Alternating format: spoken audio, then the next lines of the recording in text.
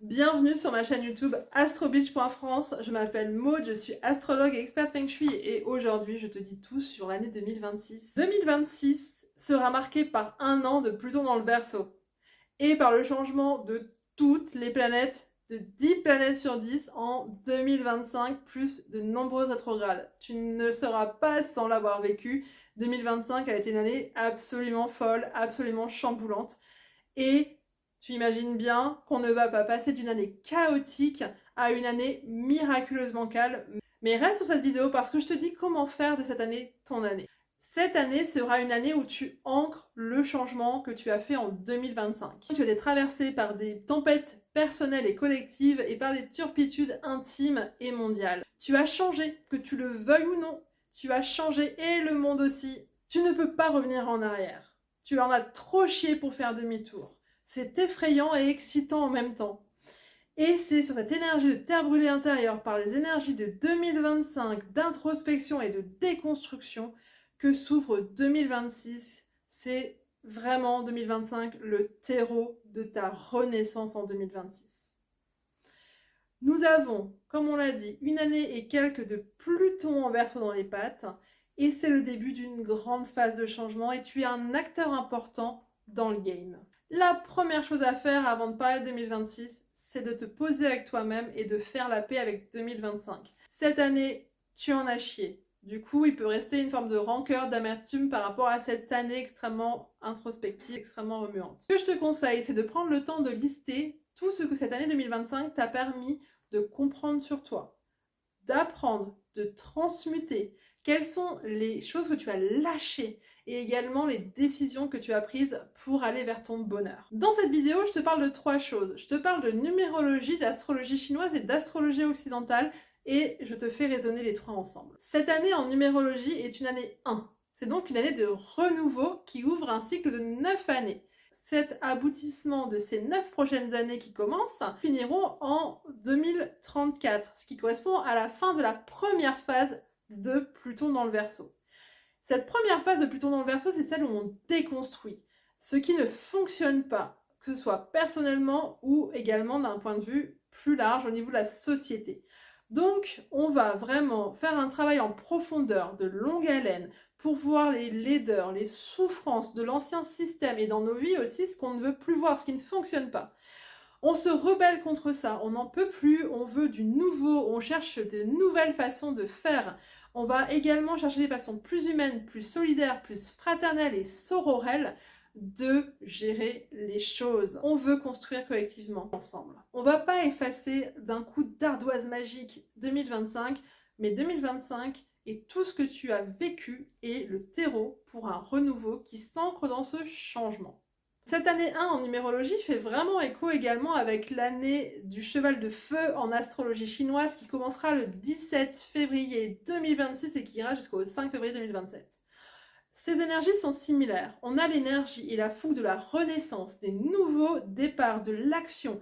Après un an à embrasser les vagues d'introspection et de shadow work, avec parfois l'impression de boire la tasse, on te demande en 2026 de mettre en action le changement que tu as intégré. Intérieurement, tu n'es plus la même ou le même et ça, tu le sais, tu le sens.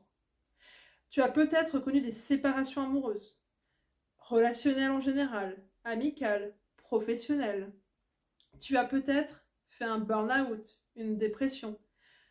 Peut-être qu'il y a des choses qui ont vraiment plus fait sens pour toi d'un coup, sans même franchement comprendre pourquoi. Bref, tu as été mis face à ce qui n'était pas en ligne avec ce que tu veux vraiment et ce que tu es vraiment. Et en 2026, on te demande de passer à l'action, d'incarner cette nouvelle version de toi qui a été essorée et de le faire concrètement en modifiant tes choix, tes paroles et tes actions pour qu'ils aillent dans le sens de ce qui est aligné pour toi. On te demande de te découvrir dans ta nouvelle version, de l'incarner. L'ancienne version de toi n'est plus disponible, hein, la cherche même pas. Le nouveau toi demande par contre à éclore et ça va être ça ton job en 2026. Tout ce travail que tu as fait sur toi en 2025 n'a donc pas servi à rien. Il a été dur, il a été parfois à la limite du supportable, mais il a été là pour une bonne raison, pour que tu lâches prise, pour que tu arrêtes de résister à l'inconnu qui se pointe et qui correspond à ta zone d'expansion. En opposition à ta zone de confort, cette prison dorée, on n'ose plus explorer. Il faudra faire attention cette année à ne pas s'épuiser, à ne pas partir au quart de tour ni dans tous les sens, c'est-à-dire à ne pas se disperser, à ne pas s'isoler et à ne pas verser dans l'hyper-indépendance ou l'égoïsme que pourrait porter comme graine cette année 1 qui est quand même très très tournée vers soi. Cette période de Pluton en Verseau te demande et te pousse à rétablir de la communauté autour de toi et à rester connecté aux autres, même si cela demande à travailler sur tes schémas relationnels. Je te propose maintenant qu'on passe au transit majeur des planètes en 2026 et à l'impact que ça va avoir sur toi. Neptune et Saturne reviennent dans le bélier en début d'année après plusieurs mois de rétrogradation dans les poissons. Très exactement, Neptune revient en bélier le 26 janvier et Saturne revient dans le bélier le 14 février. Ça veut dire quoi pour toi ? Ça veut dire que tes idéaux, tes envies, tes grands rêves vont trouver la puissance de l'action du bélier, l'envie de les matérialiser dans de l'action, dans des nouveaux projets. Et également, encore une fois, avec ces deux planètes qui ont été en conjonction très longtemps et qui le seront encore en début d'année, il y a vraiment cette notion de tu structures, tu organises, tu planifies, tes rêves deviennent concrets. Tes rêves ont la capacité à prendre forme dans la matière. Et donc ce début d'année, il n'est pas comme l'année dernière qui a été un début d'année très lent, très introspectif avec toutes ces rétrogrades. Là, tu es directement dans le game, directement dans l'action. Donc si tu sens que ça repart en début d'année sur des envies de concrétiser des projets et des choses qui te tiennent à cœur, vas-y. Uranus retourne en Gémeaux le 25 avril après plusieurs mois de rétrogradation dans le Taureau. Uranus, c'est la planète des grands changements, des changements radicaux, de la libération. Et en Gémeaux, ça va venir te parler de tes modes d'apprentissage, de tes modes de communication, de ta parole, également de tout ce qui est créativité, expérimentation. Peut-être qu'en 2026, tu vas concrètement te lancer dans de nouveaux apprentissages où tu vas avoir envie peut-être de plus t'intéresser à l'IA, de plus t'intéresser aux nouvelles façons de communiquer. Peut-être que tu vas être dans une vague vraiment novatrice et peut-être avoir envie de tester les choses et d'être plus dans aussi l'expérimentation sociale parce que les Gémeaux, c'est quand même le signe de la très grande sociabilité. Sur astrobeach.france, on parle shadow work. Et le shadow work, c'est le travail de ses ombres, c'est aller voir l'inconscient, c'est aller voir les blocages pour pouvoir transmuter des choses et pour pouvoir aller de façon plus à plus alignée vers sa vie. Et il y a donc plusieurs planètes qui parlent de shadow work. Tu connais maintenant Chiron si tu me suis. Tu connais également la lune noire. Et ce qu'il faut savoir en 2026, c'est que la lune noire va être dans le signe du Sagittaire pour tout le monde, du 21 décembre 2025 jusqu'au 14 septembre 2026. La lune noire, c'est bien sûr la planète de tes plus grandes peurs, de tes plus grands fantasmes, de l'inconscient, mais quelque part, forcément, ça va t'appeler. Donc avec cette lune noire en Sagittaire, tu vas très sûrement avoir besoin de sens, mais à 2000% dans ce que tu fais.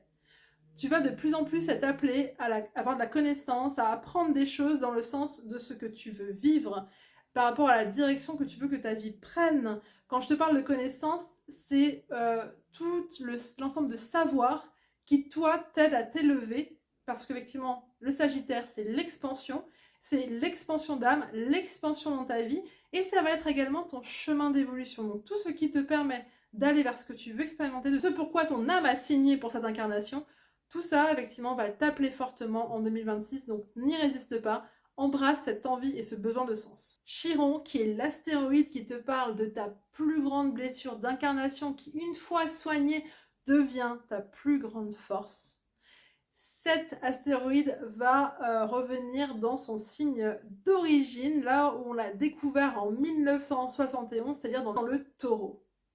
Chiron dans le Taureau va venir nous interroger sur notre rapport à notre valeur personnelle, à l'estime de nous-mêmes, également à notre rapport à notre propre corps, à notre rapport à l'abondance, à la matière, à la matérialité. Si c'est des thèmes qui sont un peu difficiles pour toi, il se peut qu'en 2026, du coup, Chiron dans le Taureau vienne te faire travailler ces thèmes et vienne te faire prendre confiance en toi, nourrir ton estime de toi, en te montrant là où tu dois mettre l'attention et la compassion et la douceur pour te guérir. Quand je te dis que 2026 va encore s'ancrer dans cette logique de changement et de nouveau départ, toujours dans cette phase 1 de Pluton en Verseau, il y aura également un changement d'axe de nœud lunaire. En effet, Les nœuds lunaires, c'est notre destinée collective, notre évolution collective.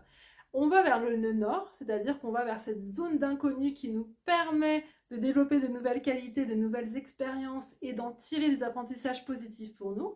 Et on doit laisser aller ce qu'il y ait collectivement dans le nœud sud, c'est-à-dire toutes ces habitudes. Alors on garde les bonnes habitudes, mais on laisse aller les mauvaises habitudes qui n'ont pas porté leurs fruits. Depuis le 11 janvier 2025, c'est nœud sud pour les habitudes qu'on doit laisser et nœud nord pour cette zone d'expansion, donc cet axe des nœuds lunaires se trouvait en nœud nord poisson, donc plus de compassion, plus d'empathie et on se connecte plus aux rêves et on fait preuve de plus de communion et on fait plus attention les uns aux autres et on laisse aller en nœud sud les défauts de la Vierge, le contrôle, le perfectionnisme et on apprend à lâcher prise, ce qui est une autre qualité du poisson. Et je pense qu'en 2025, tu pourras pas me dire le contraire, l'univers t'a un petit peu secoué pour que tu apprennes à lâcher prise. À partir du 27 juillet 2026 jusqu'au 27 mars 2028, l'axe des nœuds lunaires sera en nœud nord Verseau et en nœud sud Lion. Ça veut dire qu'on va tous être invités collectivement à aller vers plus de liberté, à aller vers plus d'originalité, à aller vers une forme de rébellion, encore une fois, par rapport à ce qui ne fonctionne pas, par rapport à ce qui n'est pas solidaire, par rapport à ce qui n'est pas fraternel ou sororel, par rapport à ce qui ne fait pas du bien à l'humanité. On a déjà commencé avec cette, encore une fois, première année de Pluton en Verseau, mais tu vois que ce changement d'axe, il est complètement cohérent avec toutes les énergies que je t'ai décrites. Donc là, ne sois pas surprise si à partir de fin juillet 2026, tu ressens vraiment cette envie de changer, de casser les codes et d'aller vers quelque chose de beaucoup plus sain pour tout le monde. Parce qu'en effet, il y a quand même beaucoup de choses dans ce monde où on se dit mais on marche sur la tête. Prenons pour exemple l'écologie. Il y a tellement de choses où on se rend compte que l'on marche sur la tête pour des questions de surproduction et des questions de rentabilité. 2026, avec ce changement d'axe des nœuds lunaires, il se peut qu'il y ait encore plus, qu'il y ait une accélération des prises de conscience par rapport à certains sujets sociétaux, environnementaux, et où là, on aille vraiment taper du poing sur la table en disant « Ok, ça fait des années qu'on en parle, mais maintenant, on passe à l'action pour proposer, tester quelque chose de différent. » On va te demander également avec cet axe des nœuds lunaires, donc le nœud nord, on l'a dit, c'est le Verseau, c'est la rébellion, et on va vers des choses plus positives et plus fraternelles et plus solidaires. Et le nœud sud, c'est le lion, ce flamboyant lion. On va nous demander de garder les qualités du lion qui sont la générosité, les qualités du cœur, le courage, la passion, le fait de vouloir vivre sa légende personnelle. Mais on va nous demander collectivement de lâcher l'individualisme. On va nous demander de mettre cette qualité d'action et cette énergie qu'a le lion, non pas au service de lui-même pour lui-même, mais au service des autres. Et ça, c'est absolument fabuleux l'axe Verseau et Lion pour ça, parce que le lion a cette capacité de se mettre en mouvement par passion, par rage au cœur, qui fait que le Verseau va pouvoir bénéficier de cette énergie de mise en avant pour mettre en place de nouvelles idées et pour faire changer les choses. Donc si tu sens qu'en 2026, tu es appelé à lâcher certains schémas individualistes, c'est le moment. Enfin, Mercure va rétrograder 3 fois en 2026 et cette fois-ci dans les signes d'eau. Ça veut dire quoi pour toi? Ça veut dire que dans une année, encore une fois, très yang, où il y a beaucoup d'énergie d'action, où on va aller aussi vers notre libération, notre liberté individuelle, collective, ça va encore beaucoup remettre dans ce sens-là. Tu vas avoir quand même quelques vagues d'introspection qui vont être amenées par ce Mercure rétrograde. Du 26 février au 21 mars dans les Poissons, donc là tu vas être interrogé sur tes rêves, tes idéaux, mais également sur l'empathie, la compassion, où tu en es pour toi-même, pour les autres. Ensuite, du 30 juin jusqu'au 24 juillet en Cancer, Mercure rétrograde va venir t'interroger sur tes émotions, sur ta sécurité émotionnelle, sur ton rapport au foyer, ton rapport également au passé. Donc ça va être un moment où on va venir voir où tu en es. Encore une fois, ça correspond au moment où les nœuds lunaires là vont vraiment changer d'axe. Puis en Scorpion, Mercure va rétrograder du 24 octobre jusqu'au 13 novembre. Et là, ça va être une phase de shadow work où on va venir te challenger, te questionner sur tout ce qui est inconscient, schéma, blocage qui doivent sur lesquels tu dois lâcher prise, tu dois lâcher le contrôle pour aller vers plus de liberté intérieure, plus d'authenticité et parfois plus de vulnérabilité qui te permet de connecter avec les autres. Enfin, par rapport aux planètes rétrogrades personnelles de 2026, donc il y en aura très peu comme on l'a vu, hein, juste Mercure qui va rétrograder et Vénus, puisque Vénus va rétrograder donc dans le signe du Scorpion puis de la Balance du 3 octobre au 14 novembre, et Vénus qui rétrograde en Scorpion puis en Balance, il vient te poser la question de: est-ce que tu es fusionnel et tu t'oublies en fait dans l'autre et pour l'autre, ou est-ce que tu as un bon niveau de gestion de tes peurs émotionnelles, un bon niveau où tu ne cherches pas à contrôler l'autre ou à être contrôlé, et en même temps un bon niveau d'équilibre où tu réclames, où tu demandes, et quand je dis réclamer c'est dans le bon sens du terme, où tu demandes à juste titre l'équilibre dans ta relation amoureuse avec l'autre et dans tes relations en général, parce que Vénus c'est aussi les relations en général en plus de l'amour. Donc vraiment cette notion de où en es-tu par rapport à la question de fusion ou au s'oubli, et par rapport au bon équilibre où là chacun peut exister avec son essence individuelle. 3 grands conseils pour 2026. Le premier, ça va être de continuer ce que tu as fait en 2025, d'embrasser ces changements et de ne pas être en rejet par rapport à tout ce que 2025 t'a fait travailler. Ce n'était pas une... 2025 a été une purge, mais ce n'était pas une punition.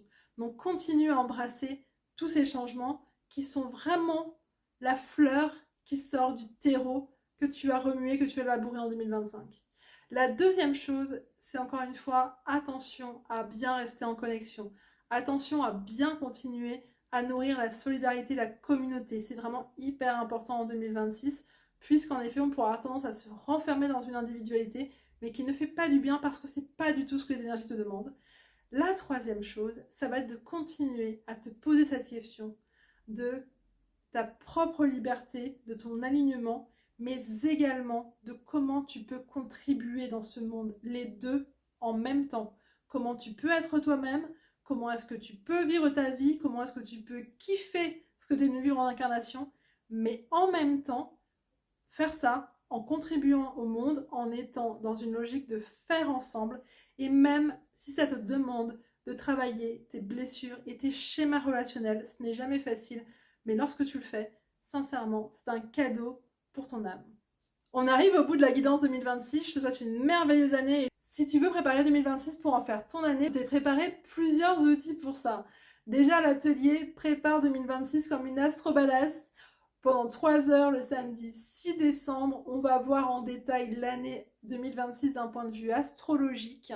On va voir ensemble également quels outils tu peux mettre en place pour vraiment surfer sur l'année, et tu peux me poser toutes tes questions.